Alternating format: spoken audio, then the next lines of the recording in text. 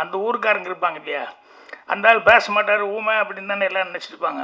அவர் திடீர்னு தமிழில் பேசுகிறாருன்னு டப்பிங்கில் எல்லோரும் சக்கரை செட்டியாரை பற்றி அடிக்கடி பேசி அவருக்கு சுகர் இருக்குது, எனக்கு சுகர் இருக்குது. தமிழ் சினிமா உள்ளவரை இவர் பேர் இருக்கும், புகழ் இருக்கும். வைரமான படைப்புகள், தங்கமான கதைகள், முத்தான நடிப்பு, முந்தானையில் முடித்து வைத்த சிறப்பு, எல்லார் இதயங்களிலும் எளிய படைப்புகளை எட்டு நிரப்பிய எங்க சின்ன ராசா கே பாக்யராஜ் அவர்களை பேச அழைக்கிறோம்.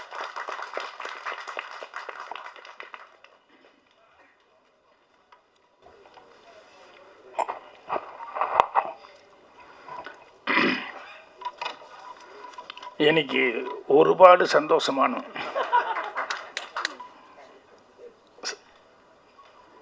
ஹீரோயின் அறிவோம் ஏது கொண்டானோ இல்லை, ஒரு தமிழ் ஆட்களையும் தமிழ் இண்டஸ்ட்ரியும் நம்பி ஒரு மலையாள டீமே சேவகர் படத்து மூலமாக இங்கே வந்திருக்காங்க அப்படின்னு சொல்லும்போது அதுக்கு தான் ரொம்ப சந்தோஷமாக இருக்குது. உங்களுக்கு அதுக்காக ப்ரொடியூசர் ராஜன் ஜோசப் அவர்களுக்கு நன்றி தெரிவிச்சுக்கிறேன். அதே மாதிரி டைரக்டர் அவருக்கும் என்னுடைய நன்றியை தெரிவிச்சுக்கிறேன். ஏன்னா கண்டிப்பாக உங்களுக்கு அவர் இவ்வளோ கூட்டம் இருக்குன்னு சொல்லிட்டு நம்ம போஸ் பேசும்போது சொல்லிக்கிட்டு இருந்தார். கூட்டம் மட்டும் இல்லை, உண்மையான ஆதரவு கொடுக்குற கூட்டமே இங்கே இருக்குது. எந்த இண்டஸ்ட்ரியிலேருந்து வந்தாலும் மரியாதைக்குரிய பத்திரிகை நண்பர்கள், ஊடக நண்பர்கள் எல்லாத்துக்கும் என்னுடைய பணிவான வணக்கம் தெரிவிச்சுக்கிறேன். மற்றும் வந்திருக்க எல்லாத்துக்குமே என்னுடைய பணிவான வணக்கம். படத்தோட டைட்டில் சேவகன். உண்மையிலேயே ரியல் லைஃப்லேயும் சேவகனாக இருந்துட்டு, இன்னும் குறிப்பாக தமிழ் இண்டஸ்ட்ரிக்கு சேவகனாக இருக்கிற ராஜன் சாருக்கு என்னுடைய தெரிவிச்சுக்கிறேன். அதே நேரத்தில் ராஜன் சார் விஷயத்தில் கொஞ்சம் பெண்கள், கல்யாணம் ஆகாத பெண்கள் கொஞ்சம் கேர்ஃபுல்லாக இருங்க. ஏன்னா கல்யாணம் ஆகாத பெண்கள்னால் அவர் சேதாரம் இருக்கா இல்லையா அப்படின்னு அவர் சொல்லிட்டு இருக்கும்போது ஒரு வார்த்தை சொன்னார். என்னென்னா, தயாரிப்பாளர் இல்லை அப்படின்னா நடிகர் இல்லை, டைரக்டர் இல்லை, விநியோகஸ்தர் இல்லை, யாருமே இல்லை அப்படின்னு சொல்லிட்டு. அது உண்மை தான். ஆனால் கதை இல்லைன்னா தயாரிப்பாளர் இல்லை. எதுக்காக சொல்ல வர்றேன்னா, கதைங்கிறது எவ்வளோ முக்கியத்துவம் அப்படிங்கிறதுக்காக சொல்ல வர்றேன். இன்றைக்கி இதில் என்னமா ஒரு சீஃப் கெஸ்ட்டாக வந்து ஒரு படம் சக்ஸஸ் ஆனால் பரவாயில்ல, 1, 2, 3, 4ன்னு சிபிஐ டைரி குரூப்பு எழுதுனா அவ்வளோ திறமையான ஒரு கதாசிரியர் மரியாதைக்குரிய சாமி அவர்கள் இங்கே வந்திருக்காரு. ஸோ அவரை பார்த்தது எனக்கு ரொம்ப சந்தோஷமாக இருக்குது. ஏன்னா ஒரு படம் ஒரு தடவை வர்றதுங்கிறது பெருசு. ஆனால் அடுத்தடுத்து படங்கள் வந்து 1, 2, 3ன்னு எடுக்கிறது அப்படின்னா உண்மையிலேயே அது கதையில் வந்து ஒரு ஸ்டஃப் இருந்தால் ஒழிய இல்லைன்னா ஆடியன்ஸ் ஏற்றுக்க மாட்டாங்க இன்றைக்கி இருக்கிறது அந்த சூழ்நிலை. ஸோ அவர் சாமி அவர்கள் பிரபாகர் ரொம்ப சொல்லிக்கிட்டு இருந்தார். அவர் எப்பவுமே அவர் ஒரு பாதி மலையாளம் பாதி தமிழுங்கிற மாதிரி இங்கேயும் வேலை பார்த்து அங்கேயும் வேலை பார்த்துக்கிட்டு இருக்கு. அவர் அப்பப்போ அதை பற்றி எல்லாமே மேட்டர்லாம் சொல்லிகிட்டு இருப்பார். அப்புறம் படத்தினுடைய தயாரிப்பாளர் ராஜன் ஜோசப், அவருடைய இது சொல்லிகிட்டு இருந்தார் பயோகிராஃபி மாதிரி. நான் முதல்ல எப்போ வந்தேன், அதுக்கப்புறம் என்ன நல்லா முயற்சி பண்ணி பார்த்தேன், அப்புறம் சரியாக வரல அப்படின்னு சொல்லிட்டு அப்புறம் தான் அமெரிக்காவுக்கு நான் போயிட்டேன். இருந்தாலும் இந்த சினிமாங்கிறது என்னென்னா, அது அப்படி ஒரு பிடிச்சிக்கிச்சின்னா உள்ள மனசுக்குள்ளே அது விடவே விடாது. எங்கே போனாலும் மறுபடியும் இங்கே இழுத்துட்டு வந்துடும். அது மாதிரி அவர் சுய சம்பாத்தியத்துக்கு வச்சுட்டு இண்டஸ்ட்ரிக்குள்ளே வந்ததுங்கிறது பெரிய சமாச்சாரம். மலையாளத்துலேயும் படம் எடுத்திருக்காரு. அதுக்கப்புறம் இந்த படம் தமிழில் எடுக்கணும் அப்படின்னு சொல்லிட்டு உண்மையிலேயே தமிழ் மேலே ஒரு ஆர்வத்தோடு வந்திருக்காரு. ஸோ அவருடைய அந்த முயற்சிக்கு அந்த பணம் நஷ்டம் இல்லாமல் பண்ணுறதுக்கு டைரக்டர் 25 நாளில் இந்த படத்தை முடிச்சிருக்காரு. அப்படிங்கும்போது அப்போ எந்த அளவுக்கு அவர் ஸ்ட்ரெயின் பண்ணி பிளான் பண்ணி எடுத்திருப்பார் அப்படிங்கிறது. ஏன்னா 16 நாள்லாம் எடுக்கும்போது 32 நாள் தான் நினைக்கிறேன் அந்த மாதிரி. ஆனால் அது எவ்வளோ பெரிய வெற்றி, அதுலேருந்து எத்தனை பேர் எல்லாம் சாதனையாளர்கள் அதுக்கப்புறம் பின்னால் வந்தாங்க அப்படின்ட்டு. ஸோ பிளானிங் அப்படிங்கிறது இன்றைக்கி இண்டஸ்ட்ரி இருக்கிற சூழ்நிலைக்கு கண்டிப்பாக கரெக்டாக பிளான் பண்ணி பண்ணான்னா அது வந்து தயாரிப்பாளரை வந்து காப்பாற்றும். தயாரிப்பாளர் காப்பாற்றினா அவர் அமெரிக்காவிலேருந்து வந்து ஒரு அடுத்தடுத்த ஒரு படம் எடுக்கிறதுக்கு வந்து அவருக்கு ஒரு ஆர்வமாக இருக்கும். ஸோ அதுக்கு எல்லாருமே கோஆப்ரேட் பண்ணியிருக்காங்க அப்படிங்கிறது அவர் பிரஜன் என்கிட்ட பேசிகிட்டு இருக்கும்போது எவ்வளோ நாள் என்னன்னு கேட்கும்போது அவர் தான் சொன்னார். நைட்டு 1.5 கால் ஷீட் போகும், 2 கால் ஷீட் போகும், 25 டேஸில் டைரக்டர் முடித்தார் அப்படின்னு சொல்லிட்டு. ஸோ போஸ் வெங்கட் டைலாக் படத்தில் நல்லா பேசியிருக்காருன்னு ராஜி சார் சொன்னார். ரியலாகவும் டைலாக் நல்லா தான் இருந்தது. ஏன்னா உடற்பூர்வமாக பேசினார். தயாரிப்பாளர்கள் வந்து யாரும் கஷ்டப்படக்கூடாது, சிரமம் இல்லாமல் இருக்கணும் அப்படின்னு சொல்லிட்டு. நம்ம ப்ரொடியூசர் சொல்லிட்டு வரும்போது நான் நோட் பண்ணுறது தான், சினிமா அப்படின்னோடனே அது மேலே ஆர்வம் வந்துட்டு அது எத்தனை வருஷம் ஆனாலும் எங்கே போனாலும் என்ன பொசிஷனுக்கு வந்தாலும் மறுபடியும் அதுக்குள்ளே எப்படியாவது வந்து ஒரு கால் வச்சுட்டு போனால் தான் நல்லாயிருக்கும் அப்படிங்கிற மாதிரி நினைப்பாங்க. நான் முன்னாடியே சொல்லியிருக்கேன். நான் ஏற்காடு ஷூட்டிங்கு போனப்போ ஒரு டாக்டர் இன்ட்ரடியூஸ் பண்ணாங்க. அப்புறம் அவர் பெரிய ஹாஸ்பிட்டல் வச்சுருக்காரு. சாதாரணமாக பேசிகிட்டு இருந்துட்டு அப்புறம் பார்த்தோம்னு சொன்னால் அவர் வீட்டில் வந்து இன்னும் மிருதங்க வச்சுக்கிட்டு அதை வச்சுக்கிட்டு இது வச்சுக்கிட்டு ஏதோ சும்மா இருக்கிற நேரத்துல எல்லாம் வந்து எதையாவது ஒன்று சினிமாவை பற்றி இது பண்ணிட்டு அப்படி என்னன்னு கேட்டால் டாக்டர் அவங்க அப்பா வந்து ஹாஸ்பிட்டல் ஒன்று கட்டியிருக்காரு. ஆனால் இவருக்கு வந்து சினிமாவில் நடிக்கணுங்கிற ஒரு ஆர்வத்தில் வந்து அவர் படிக்காமல் நேரம் இங்கே காலேஜ் ஓடி வந்துட்டார். அவங்க அப்பா அடித்து கொண்டு போய் எதுக்கடா நான் ஹாஸ்பிட்டல் கட்டியிருக்கேன் அப்படின்னு சொல்லி மரியாதையை படின்னு அப்புறம் MBBS படிக்க வச்சு அதுக்கப்புறம் அந்த ஹாஸ்பிட்டலில் கவனிச்சுக்கிட்டு இருந்தார். நான் போனப்போ ரொம்ப குறையாக சொன்னார், இந்த மாதிரி முடியாமல் போச்சு அப்படின்னு சொல்லிட்டு. எப்பவுமே அவ்வளோ ஃபீலிங் வந்ததுக்கப்புறம் வந்து அவர் 2 குழந்தைகளையும் பெற்றுட்டார், எல்லாமே பண்ணார். அவரே கொஞ்சம் ஹியூமரான ஆள் தான். சாதாரணமாக எங்கிட்ட எத்தனை குழந்தைங்க என்னார், நான் 2 அப்படின்னு சொல்லி உங்களுக்கு கேஷுவலாக உங்களுக்கு எத்தனை குழந்தைங்க அப்படின்னேன். எனக்கு 2 அப்படின்னு சொல்லிட்டு அடுத்ததுக்கு அஃபீஷியலி அப்படின்னாரு. அந்தளவுக்கு ஹியூமர் சென்ஸ் உள்ள ஒரு டாக்டர். ஸோ அவருக்கு நடிக்கணும்னு நினச்சி நடிக்க முடியாமல் போயிடுச்சு அப்படிங்கும்போது மனசுக்கு கஷ்டமாக இருந்தது.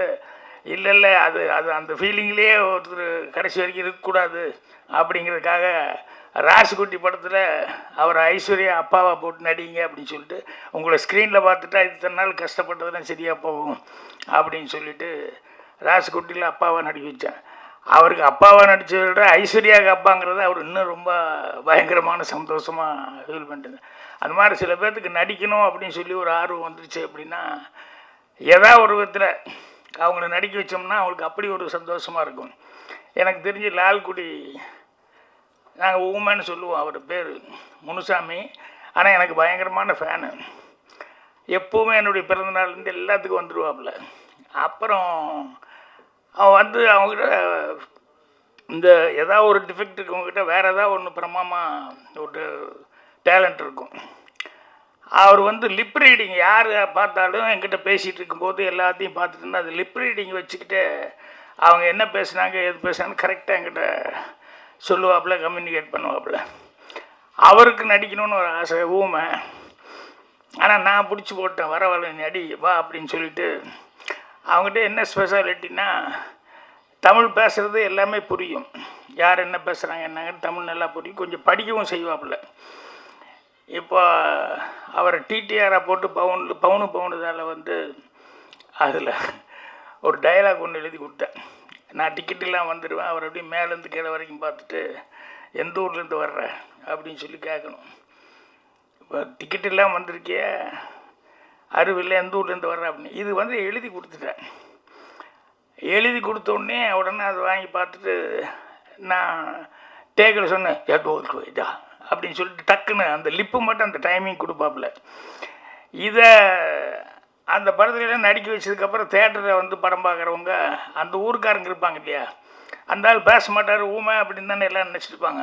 அவர் திடீர்னு தமிழில் பேசுகிறாருன்னு டப்பிங்கில் எல்லோரும் எப்படி அந்த ஆள் பேசுகிறேன் இப்படி அந்த ஆள் பேசுகிறான்ட்டு எல்லோரும் அவர்கிட்ட கை கொடுத்து எப்படின்னாங்க. அது அவருக்கு எவ்வளோ சந்தோஷமாக இருக்குது அப்படிங்கிறது. அதுக்கப்புறமா அந்த மாதிரி நிறைய பேர் இருக்காங்க கேரக்டர்ஸு. ஸோ அவங்களுக்கெல்லாம் அந்த ஆர்வம் அப்படிங்கிறது வந்து கடைசி வரைக்கும் இருந்துகிட்டு இருக்கும். ஸோ இதில் இவர் வந்து படம் எடுக்கிறது மட்டும் இல்லாமல் நடிக்கவும் செஞ்சிட்டாரு. அந்த படம் அவசியம் நான் பார்க்கணும். மலையாளத்தில் செஞ்சது இல்லையா, ஸோ இந்த படத்தில் எல்லாம் ஒர்க் பண்ணவங்க எல்லாருக்குமே வந்து கண்டிப்பாக பிரஜன் ஆளுகளம் நரேன் போஸ் வெங்கிட்டு சகானா எல்லாத்துக்கும் அட்வான்ஸாக என்னுடைய வாழ்த்துக்கள் தெரிவிச்சுக்கிறேன். ஏன்னா அவர் நல்ல ப்ரொடியூசர் கிடச்சிருக்காரு, அதே நேரத்தில் நல்ல டைரக்டரும் கரெக்டாக பிளான் பண்ணியிருக்காரு. அதனால் படம் கண்டிப்பாக நல்லா இருக்கும் அப்படின்னு சொல்லிட்டு எனக்கே ஒரு நம்பிக்கை வந்திருக்கு பார்க்கணுன்னு சொல்லி. அப்புறம் மியூசிக் டைரக்டர் நான் சிங்குன்னு ரொம்ப செல்லமாக சொல்லுவேன். எப்போவுமே என்கிட்ட அறிமுகமானதுலேருந்து மோகன் அப்படின்னு சொல்லி கூப்பிட்றதுங்கிறது ரொம்ப ரேரு. நான் சிங்குன்னு தான் சொல்லுவேன். ஸோ அவர் வந்து எப்போ பாரு கோடம்பாக்கத்தில் வந்து ஏவிஎம் ஸ்டுடியோவுலேயே சுற்றிக்கிட்டு இருப்பார். எனக்கு தெரிஞ்சு ரொம்ப காலமாக நான் சந்தித்த நாள்லேருந்து சுற்றிக்கிட்டு இருக்காரு. என்றைக்கா ஒரு நாளைக்கு அந்த இடத்த பிடிச்சிடுவேன் அப்படின்னு சொல்லிட்டு இன்றைக்கி கரெக்டாக பேர் வந்து டைட்டில் வந்து ஃபஸ்ட்டு படம் பல படம் முயற்சி பண்ணார். ஆனால் இந்த படம் தான் வந்து அவருக்கு கரெக்டான ஒரு சொல்லக்கூடிய பேர் சொல்கிற அளவுக்கு ஒரு படமாக வந்திருக்கு. அவர் எல்லோரும் சொன்ன மாதிரி அந்த நீலாம்பரி பாட்டுன்னு நல்லா இருந்தது. அந்த பள்ளிக்கூட மணி யோசை கேட்டேன்னு சொல்லி காலை நேரம்னு சொல்லிட்டு அந்த மெலடி நல்லா இருந்தது. எனக்கு பரவாயில்லையே, நம்ம சிங்கு நல்லா பாட்டு போட்டிருக்காரு அப்படின்னு சொல்லிட்டு நினச்சிக்கிட்டேன். ஏன்னா அவர் நல்லா, அதாவது மனோரமாகிட்ட எல்லாம் அவ்வளோ வருஷம் இருந்தது அப்படிங்கிறதெல்லாம் வந்து அது எவ்வளோ கரெக்டாக நடத்தி இருந்திருந்தாலும் அவங்க கடைசி வரைக்கும் இவரை வந்து கூட வச்சிட்ருப்பாங்க அப்படின்ட்டு. அதே மாதிரி நம்பிக்கை தளராமல் வந்து கடுமையான முயற்சியிலே இருந்துகிட்டு இருப்பார். அப்பப்போ நாங்கள் பேசிக்கிட்டோம்னா இந்த சக்கரை செட்டியாரை பற்றி அடிக்கடி பேசிக்குவோம். அவருக்கு சுகர் இருக்குது, எனக்கும் சுகர் இருக்குது. நான் அவரை நல்லா விசாரிச்சுக்குவேன், அவர் என்ன விசாரிச்சுக்குவார். எப்படி இருக்குது சார், லெவல் எப்படி இருக்குங்க அப்படின்னு. அப்படியே தான் சார் இருக்குது அப்படின்னு ஒருத்தருக்கு ஒருத்தர் வந்து ஆறுதல் சொல்லிக்குவோம். அதுக்கு நடுவுலையும் வந்து அவர் தளராமல் அவர் அந்த ஏவிஎம் ஸ்டுடியோ காலில் எந்திரிச்சோம்னா கரெக்டாக ஒரு வேலைக்கு போகிற மாதிரி கரெக்டாக அங்கே போய் யாராவது கிடைப்பாங்களா என்ன அதுன்னு சொல்லிட்டு அந்தளவுக்கு வந்து அவர் முயற்சி பண்ணிக்கிட்டே இருப்பார். ஸோ அவருக்கும் இந்த படம் மூலமாக ஒரு நல்ல இது. இப்போ சமீபத்தில் நான் வந்து ஒரு படம் ரிலீஸ் ஆகி நல்லா போயிட்டுருக்கு, 35 அப்படின்னு சொல்லி தெலுங்கு படம். அதில் நானும் ஆக்ட் பண்ணியிருந்தேன், பிரின்ஸிபலாக ஆக்ட் பண்ணியிருந்தேன். அது குழந்தைகளை பற்றி ஒரு சப்ஜெக்டு. தமிழ்லேயே அடுத்த மாதம் ரிலீஸ் பண்ண போகிறாங்க. தெலுங்கில் ரிலீஸ் ஆகி பெரிய ஹிட் ஆகிடுச்சு. அந்த படத்துக்கு பெரிய ஹீரோஸ் யாருமே கிடையாது. அதில் ஒரு சின்ன பையனை வச்சு அதுதான் குழந்தை சைக்காலஜி சம்மந்தப்பட்ட ஒரு சப்ஜெக்டு. அந்த டைரக்டரு சாதாரண மீடியமான ஆர்டிஸ்டுகள்லாம் வச்சுருந்தார். ஒரு காமெடியன் ஃபெமிலியரான ஒரு ஆள் இருந்தார். அவர் அது கூட ரொம்ப ஃபெமிலியர் இல்லை, அவரும் அப்போ தான் அப்கமிங்கில் வந்துட்டு இருந்தார். அதுக்கப்புறம் பார்த்தா இப்போ நான் இருந்தேன், இன்னொரு 2-3 அவங்க எல்லாருமே சிம்பிளான ஆளுங்க. ஒரு பையனை நம்பி தான், அந்த பையனை பற்றி தான் சப்ஜெக்டு. இப்போ அமீர்கான் கூட தாரே ஜமீன் பர் ஏதோ ஒரு படம் எடுத்திருந்தார், அந்த ஜாதி படம். ஸோ அந்த கதை வந்து சொல்லி பிரின்ஸிபலாக நீங்கள் நடிக்கணும்னு சொல்லி கேட்டப்போ நான் கதையை சொன்னப்போ ரொம்ப நல்லா இருக்குது, கண்டிப்பாக அது சக்ஸஸ் ஆகும் அப்படின்னு சொல்லி சொன்னேன். சாதாரணமாக தெலுங்கு படங்க அப்படின்னு சொல்லும்போது அங்கே வந்து கண்டிப்பாக ஐட்டம் சாங் இருக்கா, ஃபைட் எவ்வளோ இருக்குது, அதுக்கு தகுந்த மாதிரி ஃபெமிலியர் ஆர்டிஸ்ட் இருக்கா அப்படிங்கிறத மெயினாக அதிகமாக பார்க்குறதுங்கிறது தெலுங்கில் வந்து பார்ப்பாங்க. ஆனால் அந்த டைரக்டர் ரொம்ப நம்பிக்கையோட கதையை மட்டும் நம்பி, இந்த கதைக்கு சாதாரணமாக ஒரு சின்ன பையன் இருந்தால் போதும், சிம்பிளான ஆர்டிஸ்ட் இருந்தால் போதும் அப்படின்னு சொல்லிட்டு அதை வந்து எல்லா லாங்குவேஜ்லேயும் பண்ணணும் அப்படிங்கிற மாதிரி நான் எடுக்கும்போதே கூட தமிழ்லேயும் சேர்த்து தான் எடுத்தார் அவர். என்ன தெலுங்கில் ஒரு டேக் எடுத்துகிட்டு அப்புறம் தமிழ்லேயும் ஒரு டேக் எடுத்தார். இப்போ போன வாரத்தில் அது நான் ஹைதராபாத்தில் அந்த படம் இது போட்டிருந்தாங்க, 6ஆம் தேதி தான் ரிலீஸ் ஆச்சுன்னு நினைக்கிறேன். அதுக்கு நானும் போயிருந்தேன். அப்போவே அதுக்கு வந்துருந்தவங்க எல்லாருமே நிறைய பேர் படம் பார்த்துட்டு படத்தை பற்றி ரொம்ப சிறப்பாக சொன்னாங்க. அது இப்போ தமிழில் வேறு ரிலீஸ் ஆக போகுது. எதுக்கு சொல்ல வரேன்னா, தெலுங்கில் வந்து கண்டிப்பாக கம்பல்சரியாக நல்ல நடிகர்கள் வேணும், அவங்க வேணும், இவங்க வேணும், அப்போ தான் அந்த ஆடியன்ஸு பார்க்க வருவாங்க அப்படின்ட்டு இருக்குது. அதே கிடையாது. நல்ல படமாக இருந்தாலும் நாங்களும் பார்ப்போம் அப்படிங்கிற மாதிரி தெலுங்கு இண்டஸ்ட்ரி பூராமே வந்து அந்த படத்தை வந்து ஆடியன்ஸ் பார்த்து லைக் பண்ணிக்கிறாங்க. எதுக்கு சொன்னேன்னா, தெலுங்கை விட தமிழுங்கிறது வந்து இன்னும் அதிகமாக புது ஆட்களுக்கு வாய்ப்பு கொடுத்தா தமிழ் இண்டஸ்ட்ரி தான் அது ரெவல்யூஷனாக இருந்துருக்கு. எல்லா லாங்குவேஜ்காரங்களும் கேட்பாங்க, உங்கள் இதில் மட்டும் எப்படிங்க எல்லாம் புது ஆளுகளை வச்சுருக்கிறீங்க, புது டைரக்டர் வச்சுருக்கிறீங்க, புது தயாரிப்பாளர் வர்றாங்க அப்படின்னு. அது என்னென்ன முழுக்க முழுக்க தமிழ் ஆடியன்ஸை நம்பி தான் வந்து அந்த மாதிரி. ஏன்னா தமிழ் ஆடியன்ஸு எதாக இருந்தாலும் புதுசாக இருந்தாலும் பரவாயில்ல, நல்லா இருக்கா அப்படின்னா தமிழ் ஆடியன்ஸு கண்டிப்பாக இங்கே வந்து பெரிய வரவேற்பு கொடுப்பாங்க. அது மாதிரி இப்போது தமிழ்லேயும் வந்து இந்த படம் வந்து கண்டிப்பாக வெற்றி பெறும். ஏன்னா மேட்ரு என்ன அப்படிங்கிறது தான் பார்ப்பாங்க. இப்போ கொஞ்ச நாளாக இப்போ வந்து காலையில் கூட பேசிகிட்டு இருக்கும்போது சொன்னேன், மலையாளத்தில் வந்து லைனாக லிஸ்ட்டே சொல்கிறாங்க என்னென்ன படம் சக்ஸஸ் ஆகிருக்கு அப்படின்னு சொன்னோம்னா ஒரு 6-7 படம் சொன்னாங்க. நான் 1-2 தான் பார்த்துருக்கேன், இன்னும் நிறைய படம் பார்க்கல. நான் அதெல்லாம் கேட்டு டோட்டலாக போட்டு பார்க்கணும் அப்படின்னு சொல்லிட்டு பிரபாகர்கிட்ட சொல்லிக்கிட்டு இருந்தேன். ஏன்னா அந்தளவுக்கு அவங்க ஃபாஸ்ட்டாகவும் இருக்காங்க, குயிக்காகவும் இருக்கிறாங்க. ரெண்டாவது மாடர்ன் தாட் அப்படிங்கிறதுலையும் வந்து அவங்க படிப்பங்க அதிகம் அப்படிங்கிறதுனால வந்து ஏதாவது நாவல்கள் அது இது இங்கிலீஷ் படங்கள் இன்ஸ்பயர் ஆகிறது அதுங்கிற மாதிரி அங்கே ரைட்டர்ஸும் நிறைய பேர் இருக்காங்க. நிறைய படங்கள் வந்து எந்த ஃபெஸ்டிவல் படம் வந்தாலும் அந்த மாதிரி வந்து அதை வச்சு இன்ஸ்பயராக எடுத்துகிட்டு இன்ஸ்பிரேஷனில் படம் பண்ணுறவங்களும் நிறையா இருக்காங்க. ஸோ இங்கே இப்போ தமிழுக்காக நம்பி வந்திருக்காங்க. அப்படிங்கும்போது கண்டிப்பாக பத்திரிகையாளர்கள் வந்து அவங்களுக்கு வந்து ஒரு பெரிய சப்போர்ட்டாக இருக்கணும் அப்படின்னு சொல்லி கேட்டுக்கிறேன். அதுதான் போஸ் வெங்கட் திரும்ப சொல்லிட்டு இருந்தார். ஏன்னா சின்ன படம் மட்டுமல்ல, அவங்க வேறு இடத்துல இருந்து நம்ம தமிழ் ஆடியன்ஸை நம்பி தமிழ் இண்டஸ்ட்ரியில் கால் வச்சுருக்காங்க. அப்படிங்கும்போது அந்த தயாரிப்பாளர் அவர் வந்து கை காசை போட்டு எங்கேயோ எத்தனையோ வருஷமாக சம்பாதிச்ச பணத்தை வந்து ஒரு நம்பிக்கையோடு இங்கே போட்டிருக்காரு அப்படின்னு சொல்லும்போது கண்டிப்பாக தமிழ் ஆடியன்ஸ் அவங்களுக்கு கை கொடுப்பாங்க. அதுக்கு பத்திரிகையாளனுடைய சப்போர்ட் இருக்கணும்னு சொல்லி கேட்டுக்கிறேன்.